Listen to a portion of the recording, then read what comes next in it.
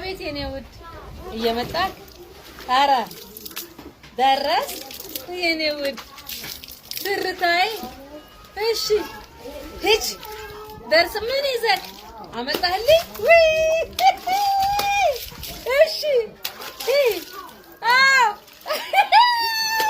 መንቸፍቸፎትን መዘብዘብሆትን አልጠላነውም ግን ጨውና ሎሚ ያርጉበት በደንብ እንዲጸዳ ጨውና ሎሚ ያርጉበት ትንሽ በረኪና ጠብቢል ደግሞ የበለጠ ይጸዳል የበለጠች ፍንትው ይላል ከዛ ግን መንቸፍቸፉን ይቀጥሉበት መቼም ለደወለለው ሰው ተዘጋጅተው እየተጠበቁት ይመስለኛል ሁኔታውት እንደዛ ነው አሁን እኮ መቅሰፍት ሊወርድብን እኮ ነው መብረቅ ሊወርድብን እኮ ነው ሚስማር ሊዘንብብን እኮ ነው በቃ እኛ የስንት ጊዜ ታናሾች ሽቅብ እናቶችን ዘንመክር በቃ የመጨረሻው ዘመን ይሄ ነው 8ኛው ሺ ለምን 9ኛው